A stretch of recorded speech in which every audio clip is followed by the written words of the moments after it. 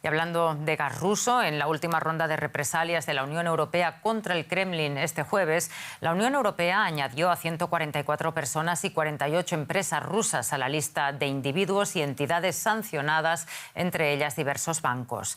Las sanciones que los países occidentales han ido aplicando a Rusia desde la invasión de Ucrania se dejan sentir cada vez en la economía rusa, si bien el país sigue manteniendo el tipo.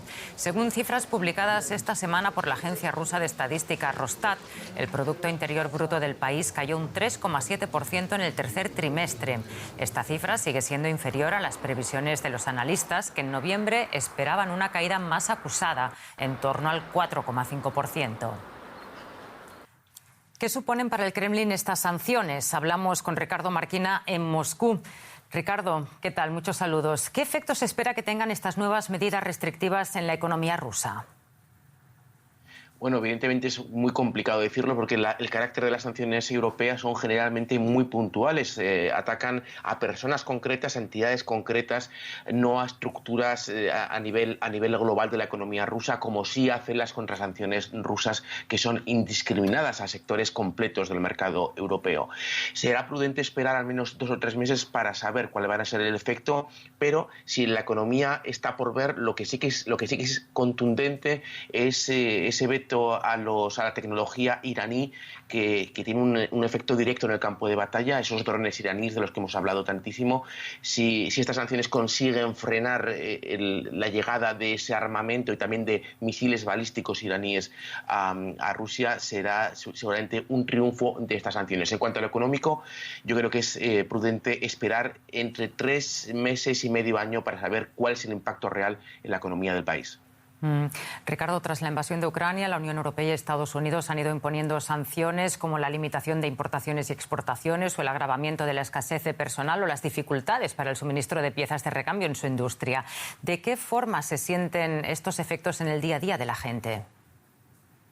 Bueno, en los precios, sé que no es algo único de Rusia, que la inflación es global, pero los precios han subido muchísimo en este país, en algunos productos más del 40%, y en la escasez, sobre todo de medicinas, de todo aquello que es extranjero. Medicinas, Rusia no produce muchas de las medicinas que consume, productos cárnicos, productos, alimentación para animales, para mascotas, ha subido el precio, apenas puedes encontrar cierto tipo de productos, y luego uno de los efectos es estos incendios que estamos viendo últimamente en Rusia son debidos a que Putin dio una orden de que no hubiese, de rebajar los requisitos para grandes zonas comerciales, de los requisitos de seguridad, ya que era muy difícil cumplir la legislación vigente el año pasado por efecto directo de las sanciones. Y estamos viendo que hay cantidad de incendios en zonas comerciales porque no se pueden llevar a cabo estos registros de seguridad, estas comprobaciones de que todo está en orden. Con lo cual los rusos desde hace ya, yo diría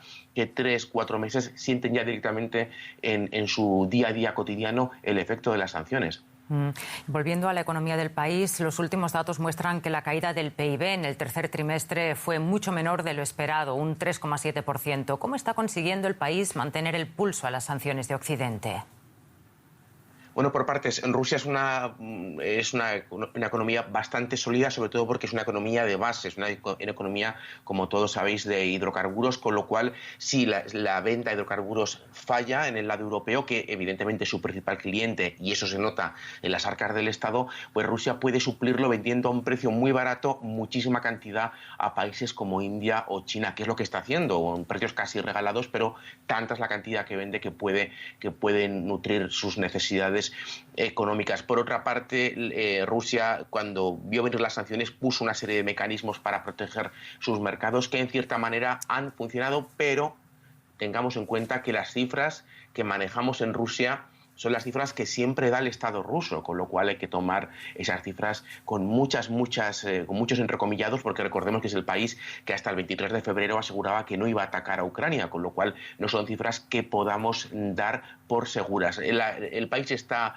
prácticamente en recesión, la economía está golpeada, pero es una economía robusta, una economía que vende hidrocarburos, una economía a la que difícilmente podrán hundir de manera definitiva. Ricardo Marquina, muchísimas gracias por ponernos en contexto estas sanciones de Occidente contra Rusia. A vosotros.